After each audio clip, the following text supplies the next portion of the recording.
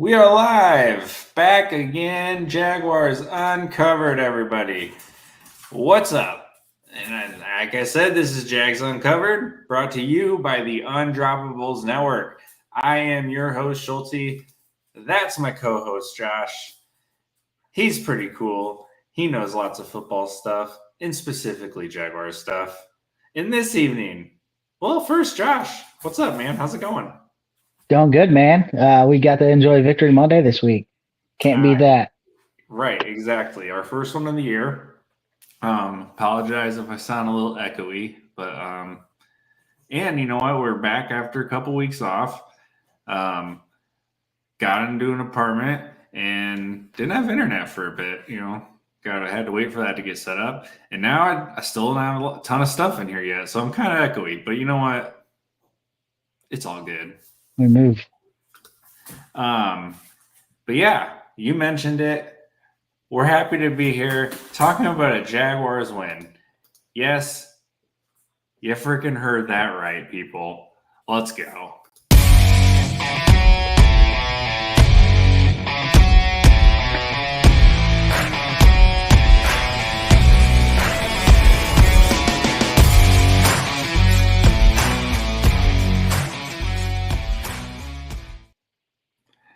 Hey, shout out to Rayshawn Jenkins for being in that video and scoring a touchdown this weekend. Yes, sir. Big old fumble recovery. Yeah, Seattle, right? Yep. That's what I thought. Yeah, I remember it happening. They were like, Rayshawn Jenkins. I was like, oh, hell yeah. Like, he has such a knack for that random ass, like, big time. Oh, yeah. Yeah. The ball just bounces his way once every couple weeks. Yeah. Jaguars, though, man, in the same way that you guys, you, Josh, you, the viewer, me, all of our friends in Duval, the same way we can trust this Jaguars team to blow a lead, and by God, did they sure try this weekend, you can sure trust that same Jaguars team is going to beat the Colts in Duval. The last time the Colts won a game in Jacksonville has now been since 2014. Put that one on a banner in the rafters, Indy. We got a 37-34 victory. Do you got any fresh takes, I guess? First, off the cuff, any first thoughts here for me, man? This was the game we should have seen the offense explode in. Trevor has notoriously owned Gus Bradley. So if there was any get-right game, this would have been it. And we saw it for the most part. Yeah, he had something like a 97%, I want to say was the number, catchable target rate. Yeah, over, yep. Bananas. The highest of any week. We'll get into a little bit more of Trevor here in a second, but yeah, you mentioned it, just finally the explosion that like everyone's been waiting for, but at the exact time we would have expected it against Gus Bradley and the Colts. He does own them. You're right. And I'm going to try and find the numbers in a second. But, God, yeah, it's now 10 victories in a row for the Jags in Jacksonville. Trevor explodes, like you mentioned. The offense explodes. Like, it's just like, this is what we thought we should have seen from week one out of the gates. I mean, obviously, you're not expecting Trevor to throw for 370 weekly, but like just the ease, the comfortableness, moving the ball, like I'm going to give them a lot of praise in a lot of spots, but they sure still can't figure the red zone out, and that is a problem. Yep. Yeah, still an issue. We got lucky to get some points there this time, but yeah.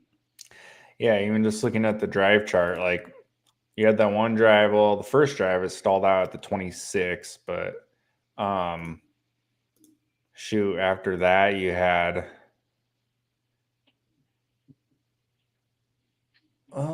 actually I'm maybe be eating my words here. Nope, they did a good job overall in the red zone. They just got close to the red zone and crapped out this week was all. So, yeah, words eaten a little bit, but I'm still not sold on the red zone offense. I'll say that. Short yardage is still a problem, too. They had Yeah. to get cute a couple times, and then the QB sneak had to be used a couple times. So You that's know what? still And a about problem. time though. Like Yeah, I agree. you watch the rest of the not the rest of the league, but you watch a ton of teams run that, and not even in the the Eagles push way, just like a regular old QB sneak, and Trevor's tall. Like he should be able to get a yard or two unless they've completely loaded for it, and they do a good job of spreading the defense out. Decent job of it at least for when they're going to call that. So yeah, that should be a pretty easy play. You would think. Yeah, let's get into some actual numbers on the guys though. So Trevor's 20 for 34, 371 yards, 2 touchdowns, 1 interception, and passer rating 119.5. I mean, full command from him on the day. He was quick, decisive. Now the offensive line helped a lot. We'll talk a little bit about them. But yeah, the get right game Trevor needed. Any thoughts on Trevor's day overall? No, he was good. He was, like you said, quick, decisive. He got fooled once on that interception. He didn't know that dropper was going to be there. Whatever. He also did a little heat check with that throw because there's still 2 other guys there. But other than that, yeah, man, he did pretty good. The first drive, he obviously missed Gabe, but after that, it was pretty solid. Yeah, we'll get into that play here when we talk about Gabe. But yeah, I mean, like no complaints from Trevor other than the pick, and stayed upright, no sacks taken. I mean, that's massive from where this team was at, where Trevor, you just felt like Trevor's clock was sped up because he knew he had no time. And to see them, I mean, it's not like the Colts are hammering home with, a top-notch pass rush everywhere. Like they're not a defensive front that you're fearing, at the top of the league. But still, like it's a big step to keep Trevor up and to not have that issue again. Yeah, and I got to give the coaches credit as much as we bashed them. They did a lot more this week to make his job easier. There was a ton more motion. You saw motion. I don't know the exact number, but you saw it a lot more.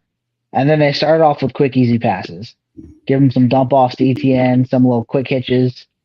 Let him get in a rhythm before you start taking those shots. Yeah, some of the gimme plays that you were used to seeing the offense take from time to time last year, like just to give him some easy yards, like here, take 4 or 5 yards for free. Like we just weren't even seeing that early in the year this year, which is weird. Yeah, got to give them credit where it's due. They waited 5 weeks to act like offensive coaches, but they did come up. Yeah, well, we're making progress, right?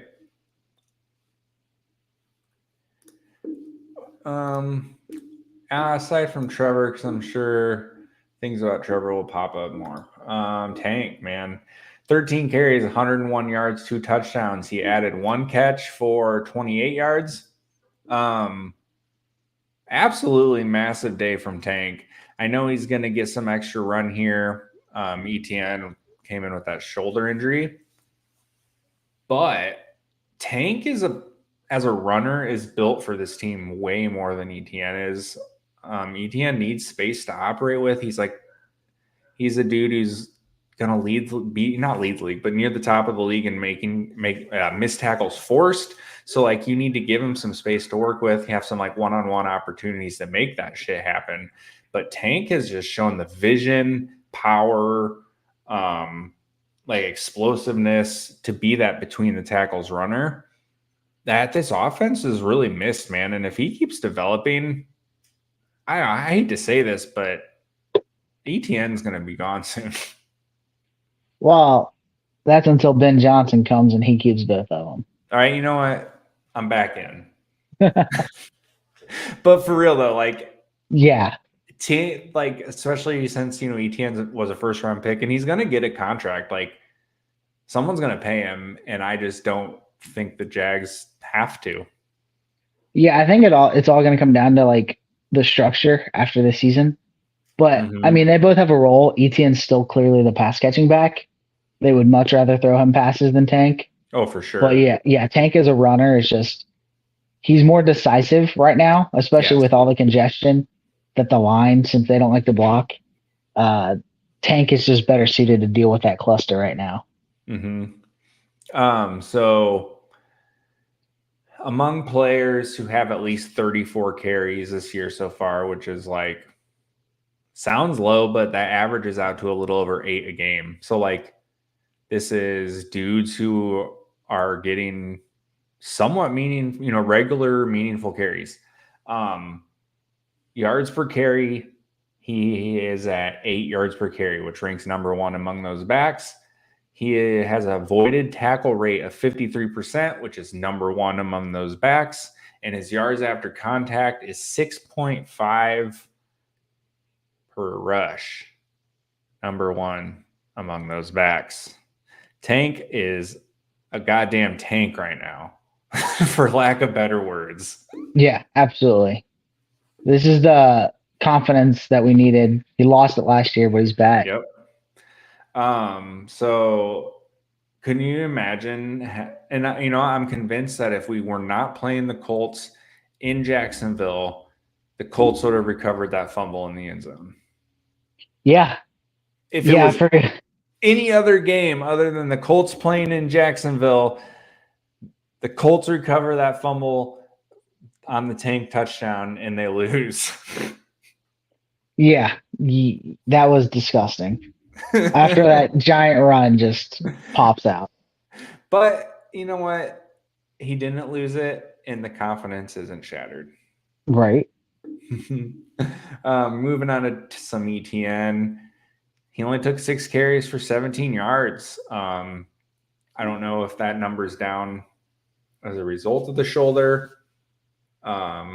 Trying to limit the work because clearly he was schemed for and heavily involved in the passing game with 6 catches on 7 targets, 43 yards. So 12 touches overall for ETN, but 6 carries and just not effective as a runner. But I mean, like we mentioned, you got Tank to come in and take care of that, and it's working great for him right now. Yeah, the only weird part was Ernest Johnson getting those fourth quarter carries, but yeah, that could be injury. ETN chalked it up to injury, so. Yeah, that was a little odd, and then he had that big penalty. Yeah, in the second half too. Brian Thomas Jr., man, we get another step in the development of Brian Thomas Jr. Obviously, had the 85-yard touchdown pass or reception, whatever. But dude, he 22.15 miles per hour on that touchdown reception as a ball carrier, which is the fastest recorded miles per hour of a ball carrier this season. It's pretty good. 6'3", 200 pounds. Pretty good. Yeah, I just I'm continue to be blown away by this guy. I mean, I'll shout it from the rooftops how wrong I was, and I'll do it a million times over. I don't care. Damn, this guy is awesome, and I love him. Yeah. As a proud member of the wide receiver round 1, no matter what club, I had high hopes, but I had no idea that this kid was going to be like this. I'm still waiting on that dunk on somebody moment. That's where you know you have an absolute dude, is when he starts doing that. But other than that, this kid has done everything you've wanted and more. He looks like a superstar. You know what? You're right, and you're totally right about the that one moment. The Odell Beckham catch. I mean, not even that extreme, but some shit that you're used to seeing Jefferson do. Just make some totally insane play, or Shamar Chase or something. You're right. We haven't seen that exact play from him yet. But the thing that I just continue to think about with him is when has this team drafted a first round player that wasn't a blue chip home run top guy, and we have watched tangible progress week after week after week? Yep. Yeah, it's been amazing. Yeah, legit drafted, and this kid might really be it. Yes. And I feel so insane. like glowing about him in that way, but it's just not something that happens here.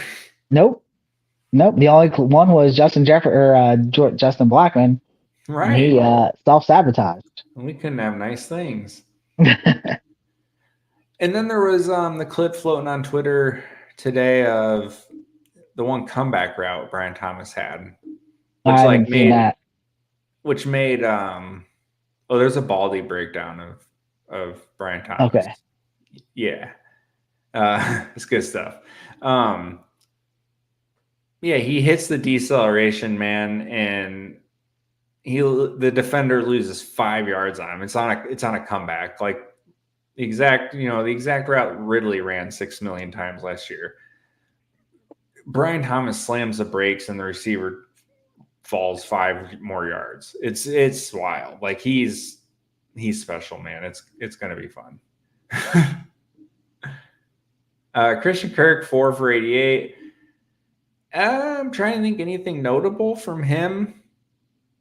He had that big bomb. I was gonna say he had the deep pass. Don't know if that was necessarily him, but that was a good like way to get behind the defense. Dude, they somehow scheme a deep shot to Kirk up like once a game, and it's always there.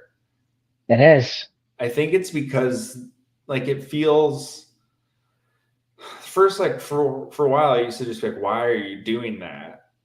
But now I like kind of get it because like with Davis and Thomas, that's not the dude you're ever going to expect to be the one to release and keep running long. Yeah. So when he does, it's like, oh shit. The one thing I hate on those Christian Kirk deep bombs, like I'm being super nitpicky. Like it's awesome that he gets deep and usually catches them. I would say that he drops them. No, it's that he's not scoring. Like he's not going to outrun everybody to score on it. He's going to catch it. He may get like 10, 15 more yards, and then he gets caught. That's true. Other than that, it is fantastic. You know, and if we're going to get picky too again, I want the Brian Thomas bomb that's behind the defense, like legit behind the defense. Yeah. If we're getting picky. Yeah. Give the guy who's going to keep it going, for sure. Gabe Davis only caught 3 passes for 38 yards, but he did have that one play on the opening drive, 3rd down, where he was wide open. I don't know what happened. Trevor missed him. Gabe was pissed. I'm not going to sit here and speculate or Jesus hiccups, like pretend like I know what happened there. I think that Trevor saw him and just didn't throw it because Trevor doesn't have confidence. Like Trevor used to rip those end breakers no matter what was going on around the receiver. But you saw him like double clutch and think about it before he ripped it down to Strange short of the sticks. I think he's obviously still pressing, or at least he was in that moment. He's like, I don't want to fuck this up. I don't know. I saw people saying that, speculating that they thought Trevor thought Gabe was going to sit down sooner, but then he broke in, ended up being wide open. But yeah, I'm not sure. I don't know. Yeah, we'll never know. Only those two will, which results in a yelling match and tablets getting slammed. But I saw on Twitter, shout out to Nick Ellenis. I don't know. I think that's how you say it. He said that he thinks maybe that Gabe kind of lit a fire under Trevor's butt because it was like, Trevor screwed up and Gabe was pissed and kind of held him accountable. And it's kind of the first time on the field someone's held Trevor accountable. Yeah, it could be. And I was like, you know what? That might be a valid point. Yeah. It worked. I mean, he was almost flawless after that. The messenger being Gabe Davis might not have hit as hard because of what Gabe proceeded to do the rest of the game with drops and fumbles. And I'll say, and what he's done so far this year. Yeah. But I mean, if that's what it took, then. Right. If that's what did it, then Gabe, I mean, he's earned his contract just from that. Yeah, exactly. At least this year. Brenton Strange continues to be solid, nothing crazy. 4 for 24. You can miss me with the trading Evan Ingram, letting Evan Ingram go because Strange is here. Strange has been fine, but let's stop it. Let's pump the brakes on the he's Evan Ingram talk. Can I give you a hot take? Yes. Trade Christian Kirk, put Evan Ingram in the Christian Kirk role, and keep Brenton Strange on the field. Yeah, I'd be in for that. That'd be pretty cool. I mean, him and Kirk do the same thing. Evan's not blocking anybody, so you need Strange on the field. It's just my fan fiction for the day. I like Kirk too, so this isn't like a bash Kirk session. No, I know it sounds like it. I called him slow and everything, but hold and slow. Yeah. Even though he's younger than us. Yeah, no joke. Offensive line, we mentioned them already. No sacks allowed. I mean, that's the biggest thing right there. I don't know the exact number, but I did see like the time Trevor had to throw was up a lot this week in comparison to the rest of the season for him. So that's a big plus. Anything on the offensive line there besides Ezra Cleveland? I was just about to say Ezra Cleveland was a dog on set. That was probably his best day. Oh, easily. So, well, I mean, he'll get a nice matchup this week. Chicago's got a way better defensive line, so yeah, we'll get to see how the O-line really is. Yeah, I'm not looking forward to that.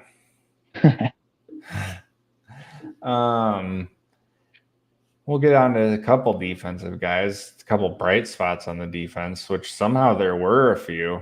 Like given the performance by the defense overall, it's a little bit shocking that they even had some bright spots.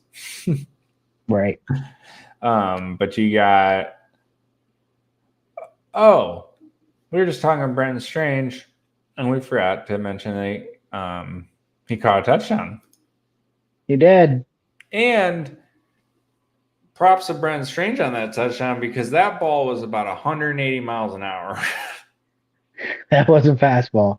I didn't know what happened when he threw it. Yeah. It was one of those ones that I went, "Oh, Trev, like you shouldn't have let that one go so hard."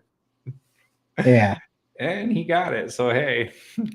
But couldn't you have totally seen that ball not being caught and then settling for a field goal and losing? Absolutely. Bouncing right off the hands. Somehow getting Bortles, the defenders actually pick it off, and we don't even get a field goal. Because, like, think about it. Like, if Gabe Davis hauls that one in Houston, they probably win. Mm-hmm. Like, yeah, sometimes it is as simple as making one damn play. Anyways, moving on to defense. Travon, obvious bright spot here, man. 3 sacks, 7 pressures, 1 pass defense, and a forced fumble. God damn.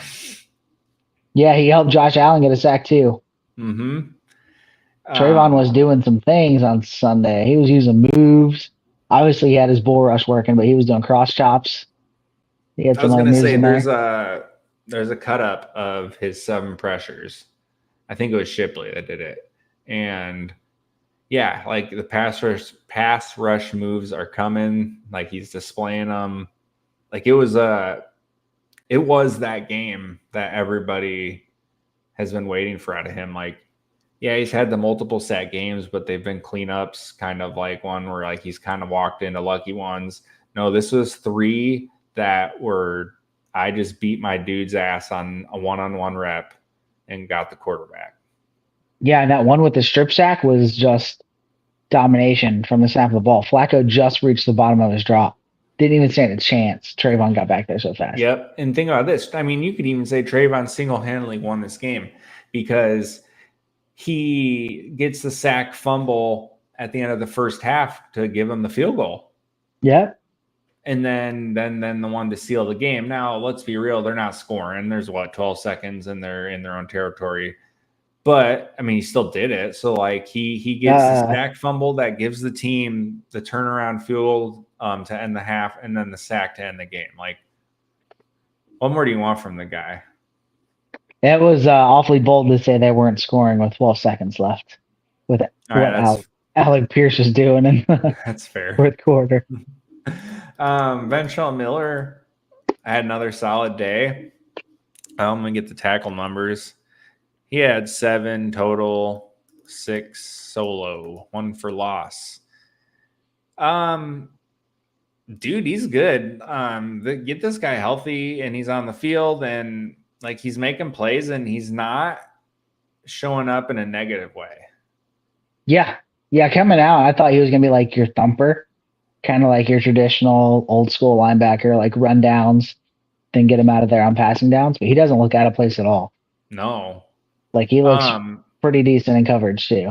I would say in the run game, like he just looks so comfortable attacking whatever gap he needs to and knifing through defenders, and like he has some Telvin to his game, like in the run game. I feel like maybe I'm wrong. Yeah, where he just finds the ball carrier. Right, where it's just like all of a sudden it's just like bam, there's Ventrell. Yeah. Now let's talk some defensive issues. What's the core issue, do you think, here for the defense overall?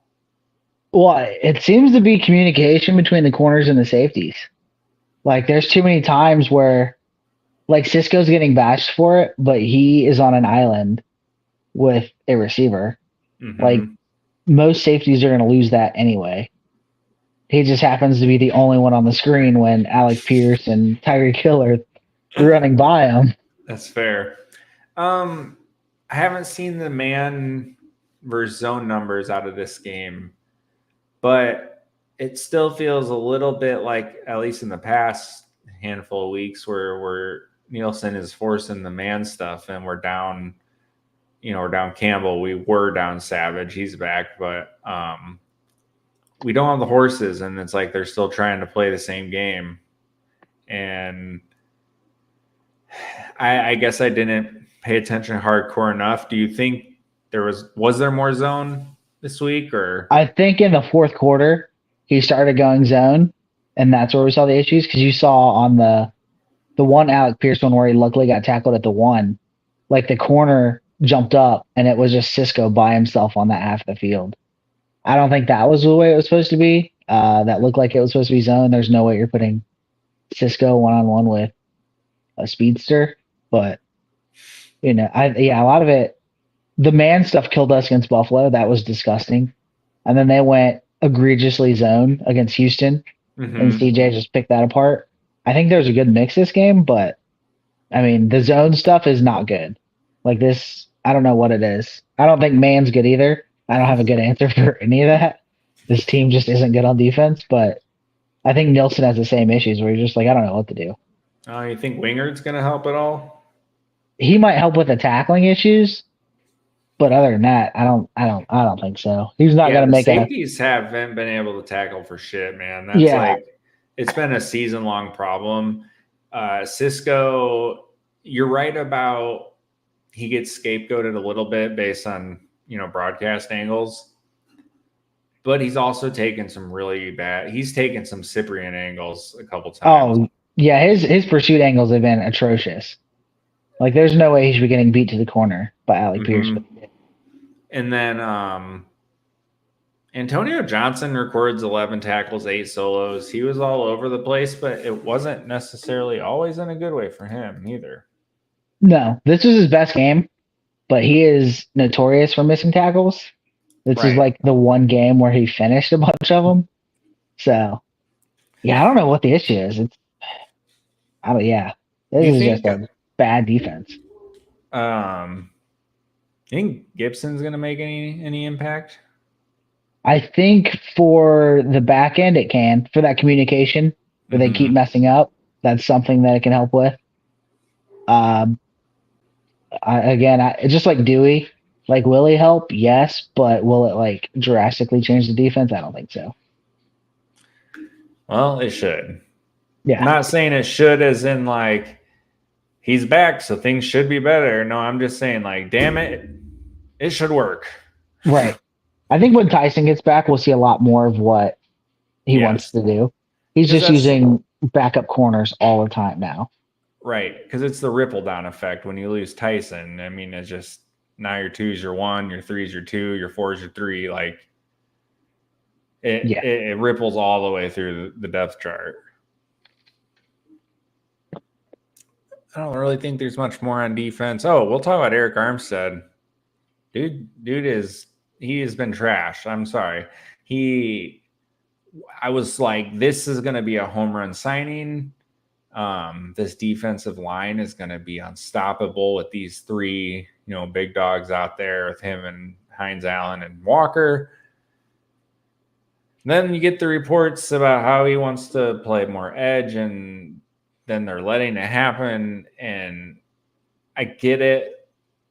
Hey, let's use this guy out on the edge sometimes. Like, cool, but like, why are we using him mainly there? Like, it's a combination of like bad coaching to play this guy out of position and to like let him because he asks and wants to. And it's also a real shitty look on Armstead's part to be that outspoken about like, I want to be paid and play like an edge rusher, and then to be this ineffective. Yeah. When he signed, I thought he was going to be like that interior pocket pusher to help Trayvon and Josh clean up some stuff.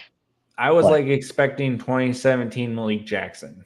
yeah, just like cause havoc in the middle, let the edges clean up.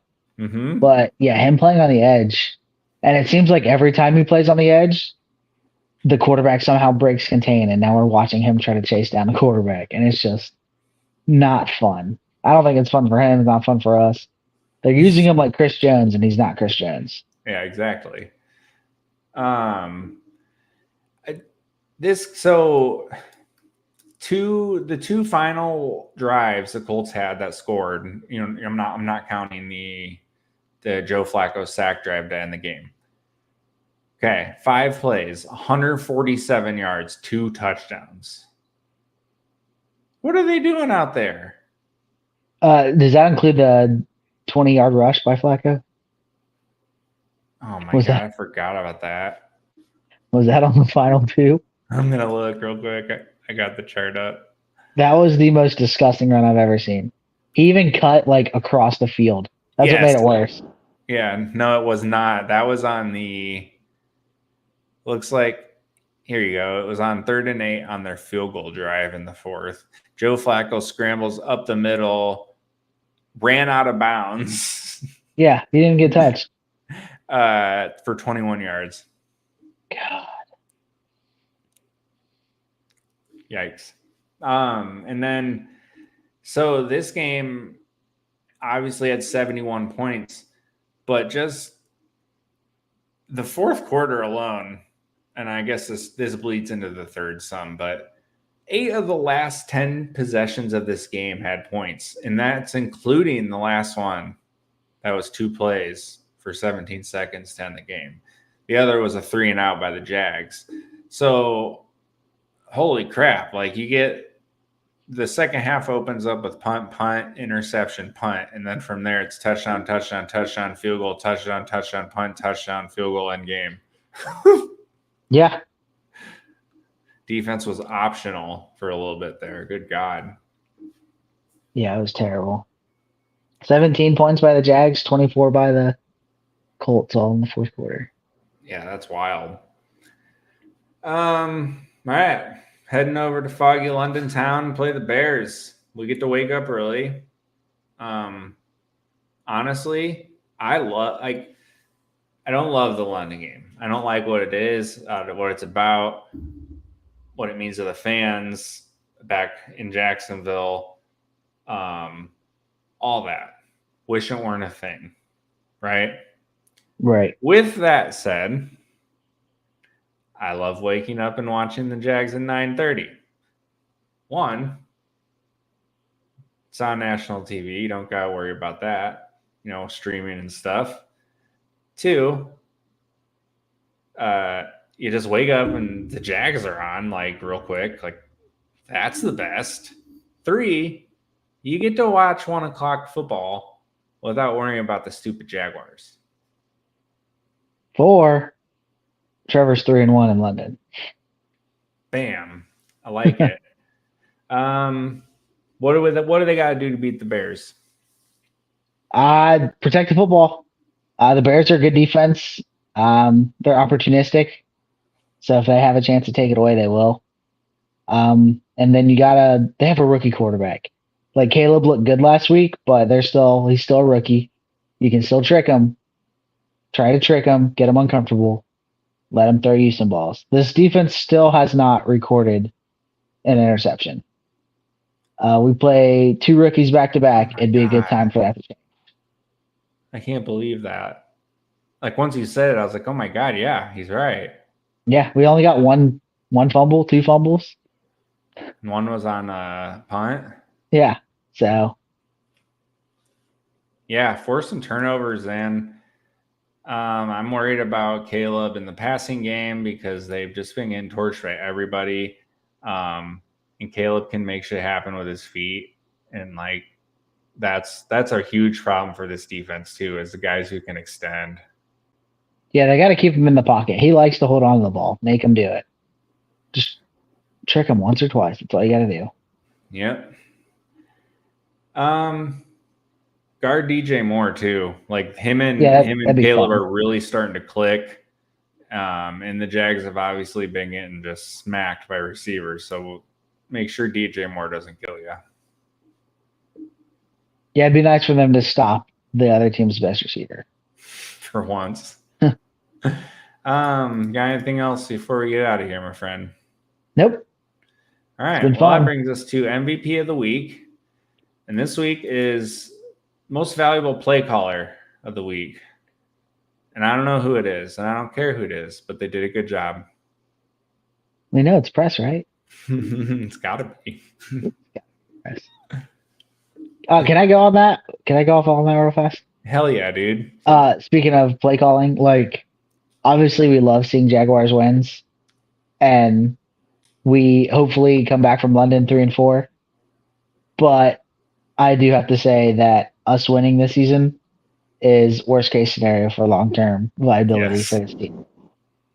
So it's fun. I enjoy Victory Mondays, but I also need us to not have too much fun and forget that Doug still hates his quarterback. Yeah, you're not wrong, buddy. All right, that does it for us. Yeah, thanks for joining in. Like, comment, subscribe, all that fun stuff. Check us out next week. We'll be back again Tuesdays at 9. That's our slot. You know where to find us on the Twitter, on the YouTube. Any last words, Josh? You can follow me on Twitter. I won't be on Twitter at all for October, so just taking a little break from that. No, but I am on there, and I will be back. And not being on Twitter is scary as fuck. Celebrating Spooktober off the app. All right, everyone. We will see you next week. Have a good night. We'll see you. Have a good one.